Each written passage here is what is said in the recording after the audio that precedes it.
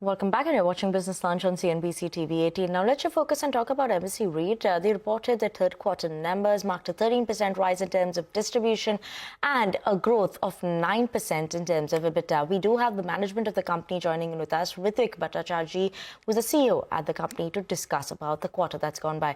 Ritwik, thank you so much for joining in with us on the show. It's a pleasure having you on the show. I want to just talk about the net operating income guidance that you've spoken about for FY25 of 3,280 crores, as well as the DPU guidance of around 22.7 rupees.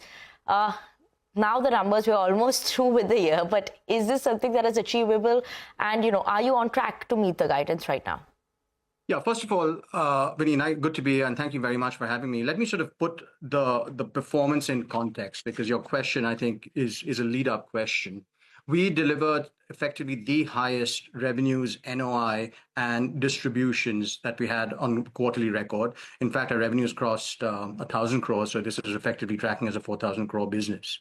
The DPU growth of 13% growth is effectively what the market's been waiting for. And I think all of that points to a very robust environment for us, both from a leasing perspective, as well as sort of the overall demand that we're seeing for our premium product in commercial real estate.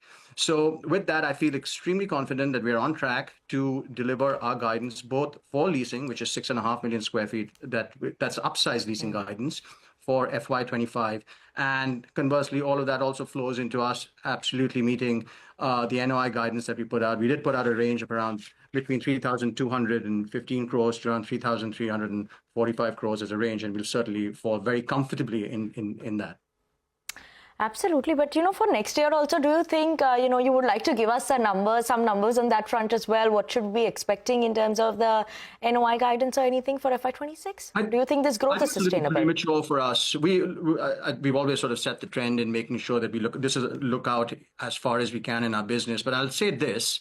I couldn't be more excited about what's coming up in the upcoming year. Calendar year 2024 was a record year of absorption in the Indian office market. We expect the same tailwinds to continue in 2025, and obviously financial year 2026 should reap the benefits of that. For that, we have a development pipeline which is primed and ready to lease to GCCs. We've got 1.4 million square feet. We're actually delivering in February. Beyond that, we've got 3.2 million square feet upcoming for FY26.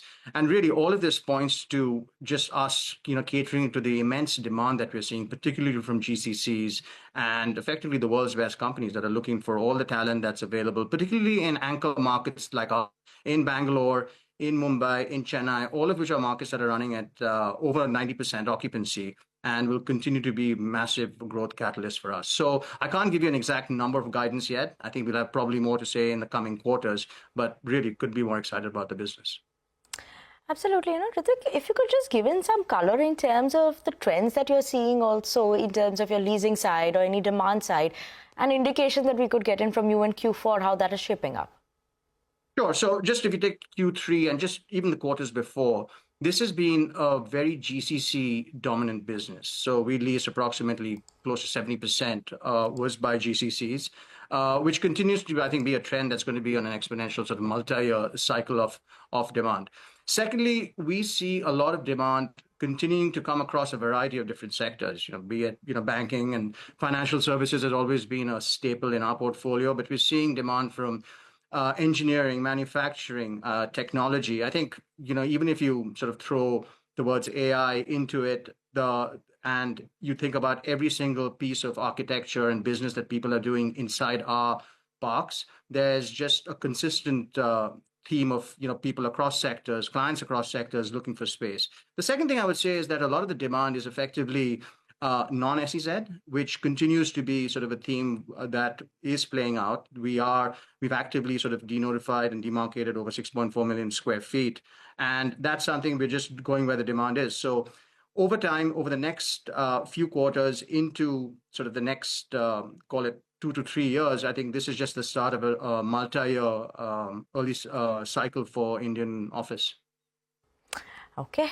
On that positive note, Ritwik, we're absolutely out of time on this edition of Business Lunch. But thank you so much for tuning in and giving us those insights in terms of overall trends as well as what to expect from the company in terms of meeting their guidance. Also, is what we're watching out for and better outlook going forward. Thank you so much, Ritwik, for joining in with us. That was the management of Embassy REIT joining in with us on the show. But with that, we are absolutely out of time. So thank you so much for tuning in. Up next, your Midcap Radar.